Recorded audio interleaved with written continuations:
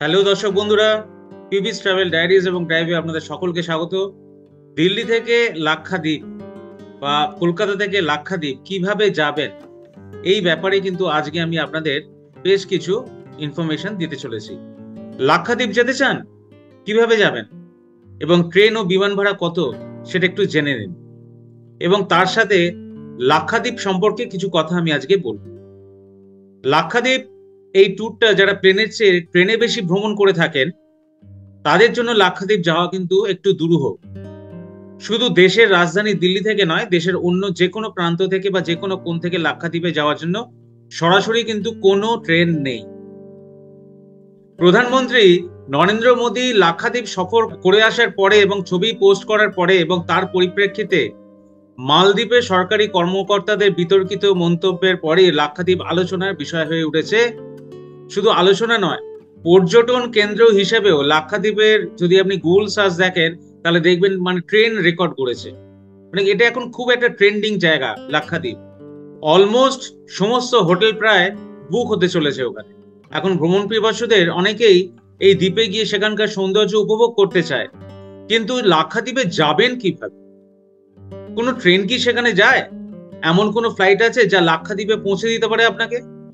যদি থাকে তাহলে কত সময় লাগবে, ভাড়া কত হবে, আর না থাকলে কিভাবে পৌঁছানো যাবে? এই প্রশ্ন উঠতে শুরু করেছে সাধারণ মানুষের মনে, এবং আপনারও। এক ঝলক জেনে নেবেন এই সব প্রশ্নের উত্তরগুলো আজকে। তার আগে আমি লাক্ষাদ্বীপ সম্পর্কে আপনাদের একটুখানি একটা ধারণা দিই। লাক্ষাদ্বীপ ভারতের পশ্চিম দিকে কেরালার মালাবার উপকূল থেকে প্রায় 324 কিলোমিটার দূরত্বে 36টা ছোট ছোট প্রবাল দ্বীপ নিয়ে অবস্থিত। এই লাক্ষাদ্বীপ মানে হচ্ছে 100টা দ্বীপপুঞ্জ, তার মানে হচ্ছে লাক্ষাদ্বীপ। লাক্ষা, আমিন দেবী ও মিনিকয় দ্বীপপুঞ্জের সরাসরি নাম রাখা হয়েছে লাক্ষাদ্বীপ, যার মোট আয়তন সব মিলিয়ে 32 বর্গ কিলোমিটার মাত্র। লাক্ষাদ্বীপ ভারতের সবচাইতে ছোট ইউনিয়ন টেরিটরি, যার মধ্যে 27টি দ্বীপ মোটামুটি বড় আকারের। এই দ্বীপপুঞ্জের সবচেয়ে বড় দ্বীপ হলো মিনিকয় দ্বীপ, যার আয়তন 4.5 বর্গ কিলোমিটার মাত্র। এছাড়াও 12টি রিং দ্বীপ আছে, 3টি প্রবাল প্রাচীর আছে এবং অসংখ্য প্রবাল টিলা আছে। প্রধান 36টি দ্বীপের মধ্যে জনবসতি আছে মাত্র 10টি দ্বীপে। বাকি দ্বীপগুলিতে ইদানিং কিছু হোটেল, রিসর্ট এবং টুরিস্ট ক্যাম্প গড়ে উঠেছে ঠিকই, সেগুলো ইন্ডিয়ান ট্যুরিজম কর্পোরেশন এবং প্রাইভেট পর্যটন কোম্পানির। এই লাক্ষাদ্বীপের দক্ষিণে স্বাধীন দ্বীপরাষ্ট্র হচ্ছে মালদ্বীপ। লাক্ষাদ্বীপের রাজধানীর নাম কাভারাত্তি।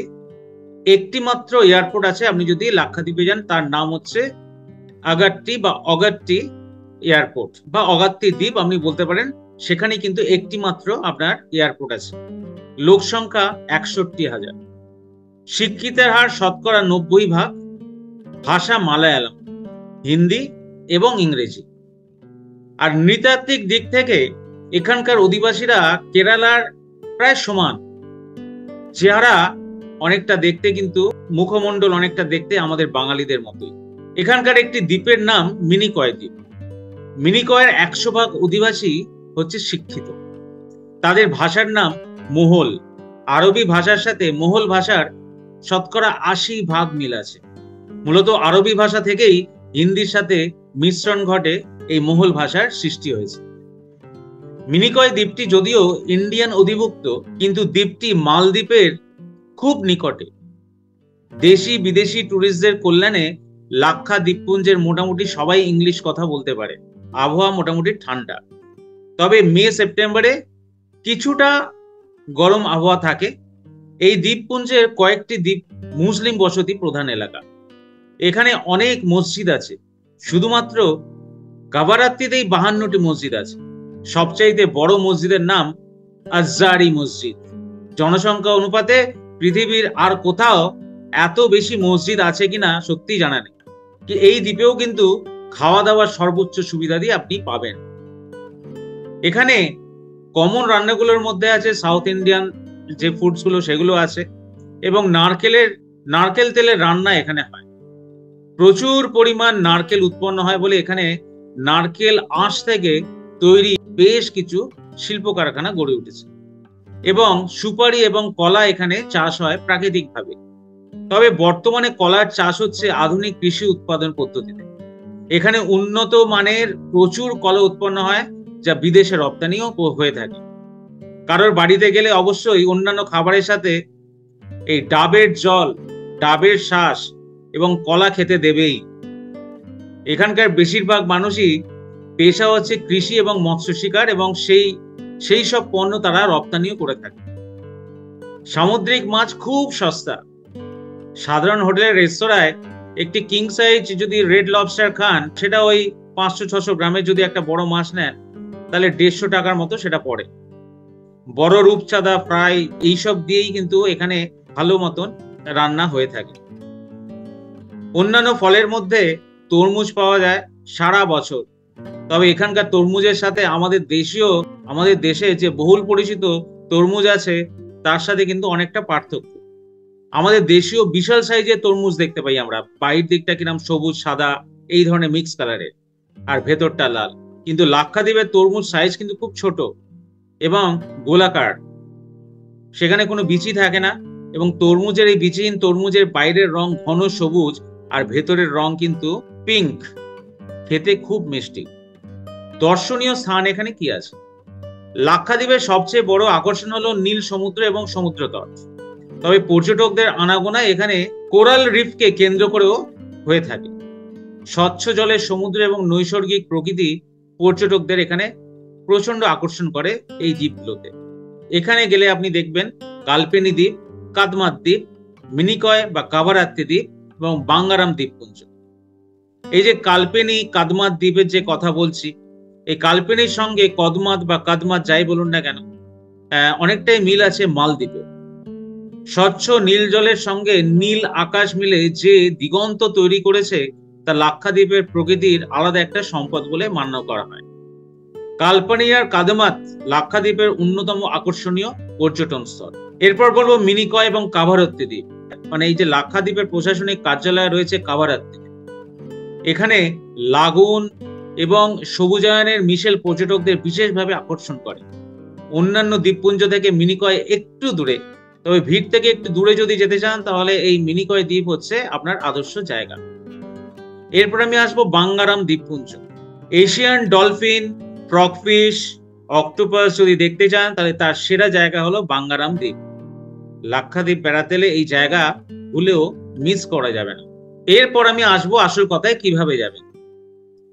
ট্রেনে লাক্ষাদ্বীপ ভ্রমণ, এটা কি সম্ভব? না, সম্ভব না। যারা প্লেনের চেয়ে ট্রেনে বেশি ভ্রমণ করেন, তাদের জন্য লাক্ষাদ্বীপ যাওয়া কষ্টকর ব্যাপার।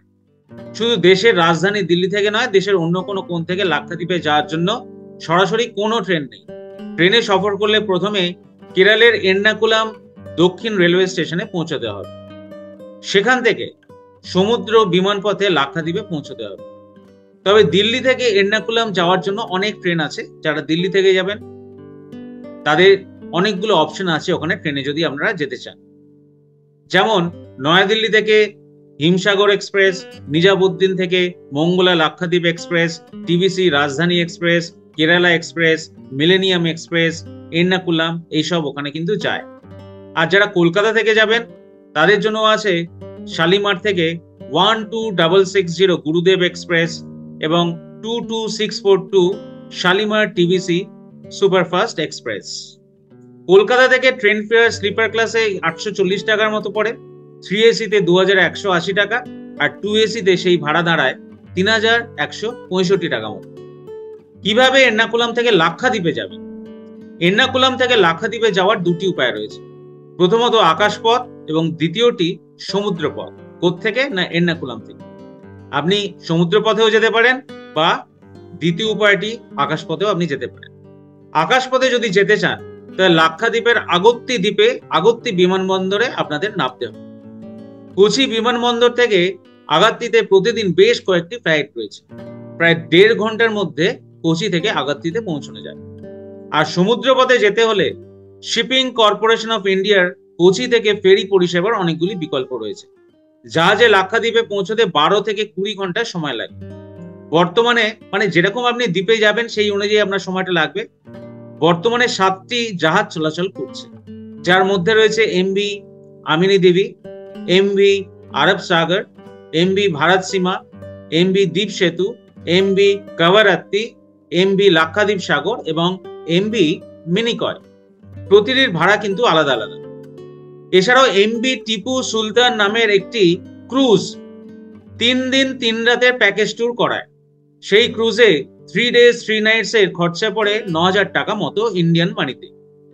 যাদের হাতে সময় আছে তারা এই জাহাজ সফর করলে ভারত মহাসাগর, আরব সাগর ও বঙ্গোপসাগরের ওপর দিয়ে যাতায়াতের আনন্দের অপার সুযোগ পেয়ে যাবে। লাক্ষাদ্বীপে 36টি দ্বীপের মধ্যে 10টি দ্বীপেই মানুষের বসবাস, কিন্তু ভারতীয়দের 36টি দ্বীপেই প্রবেশের অনুমতি আছে। যারা বিদেশি তারা মাত্র 3টে দ্বীপে প্রবেশ করতে পারবেন বা তাদের অনুমতি দেওয়া হবে। আচ্ছা, দিল্লি থেকে লাক্ষাদ্বীপের সরাসরি বিমান ভাড়া কত আসছে? দিল্লি থেকে সরাসরি বিমানে লাক্ষাদ্বীপের আগত্তি বিমানবন্দরেই শুধু আপনি নামতে পারবেন, কারণ লাক্ষাদ্বীপের একমাত্র বিমানবন্দর হচ্ছে আগত্তি বিমানবন্দর। দিল্লি থেকে সরাসরি ফ্লাইট হয়তো আপনি পাবেন না, যে ফ্লাইটে আপনি যাবেন আপনাকে ভায়া হয়ে যেতে হবে। আপনারা কোচি বা এর্নাকুলাম থেকে ডাইরেক্ট ফ্লাইট ধরে নিতে পারেন। সেক্ষেত্রে ইন্ডিয়ান এয়ারলাইন্স এর অনেকগুলো ফ্লাইট ডেইলি যাওয়া আসা করে এই লাক্ষাদ্বীপে, মানে আগত্তি বিমানবন্দরে। ভাড়া মোটামুটি আসা যাওয়া নিয়ে 9 থেকে 11,000-এর মধ্যে। কোচি থেকে এর্নাকুলাম থেকে ফ্লাইটে মোটামুটি 1.5 ঘন্টা সময় লাগে।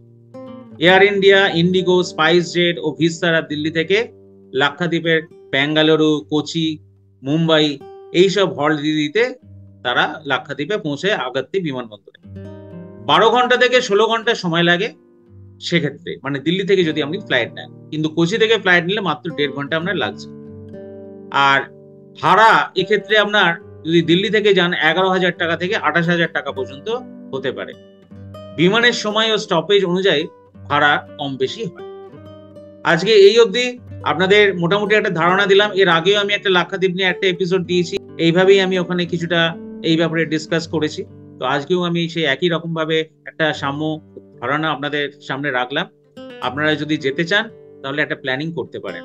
আচ্ছা, এখানে ঢুকতে গেলে আগেও বলেছি, আগের এপিসোডেও বলেছি এবং এখানেও বলছি যে কোচির অ্যাডমিনিস্ট্রেটিভ অফিস থেকে একটা পারমিশন লাগে, এবং সেক্ষেত্রে চেষ্টা করবেন যে আপনার যে লোকাল থানা সেখানে একটা নো পারমিশন লেটার নিয়ে যাওয়া। আজকে এলাম, ভালো থাকবেন। পরে আবার একটা নতুন এপিসোড নিয়ে আপনাদের সাথে দেখা হচ্ছে। যারা নতুন আমার চ্যানেলে তারা দয়া করে চ্যানেলটিকে সাবস্ক্রাইব করে এগিয়ে দিন। ধন্যবাদ।